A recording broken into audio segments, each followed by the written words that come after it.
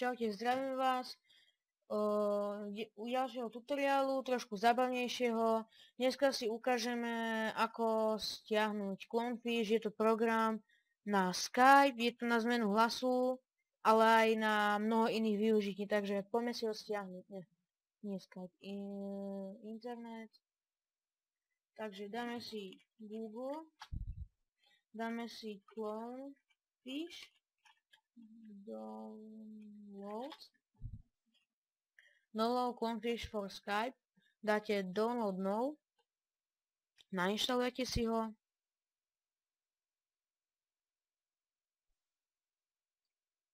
Samozrejme ten program není iba na zmenu hlasu, ale je na mnoho inakších využití, takže videa, keď zistím, čo všetko je v tomto programe ešte také mega, no tak natočím samozrejme o tom video.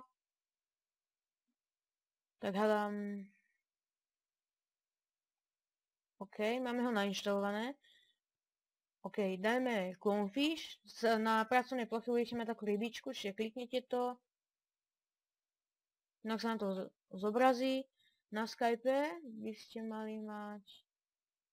Proste keď to prvýkrát používate, no tak sa vám zobrazí také žlté políčko a dáte, že povoliť Clonefish. Dobre, takže poďme na to. Aby ste si mohli zmeniť hlas, tak dajte voice changer, dajte voices, dajte, a môžete si zmeniť hlas na napríklad, dajme Helium, hej. Takže vyskúšame to tak, že zavoláme to k tomuto Echo Sound Test Service. Uvidíme. Hello, welcome to Skype call testing service. After the beep, please record a message. Afterwards, your message will be played back to you. Tak napríklad toto je heliový zvuk a uvidíme, ako to bude vlastne znieť. Nechajte sa prekvapiť.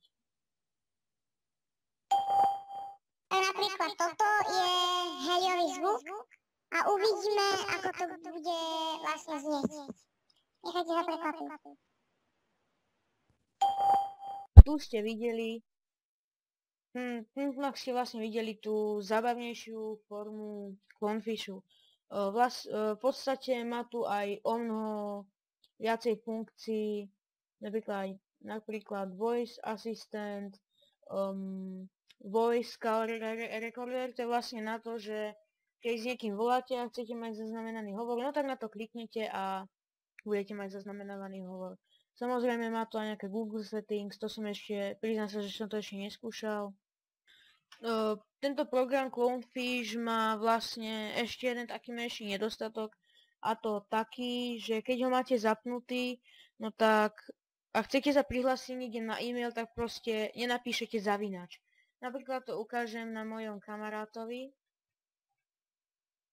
Takže dám Alt a V. Proste nič nenapíše. Aby ste mohli to napísať, urobíte vlastne to, že kliknete dvakrát na ten Clonefish. No budete mať exit, zrušíte to a napíšete si potom môžete koľko chcete písať zavinač. Takže dúfam, že sa vám video páčilo, ak hej dajte like, ak sa vám veľmi páčilo dajte odber a v prípade akýchkoľvek otázok ma informujte na môj e-mail, ktorý dám v popisku, takže Hana, sa vám páčilo, čaute.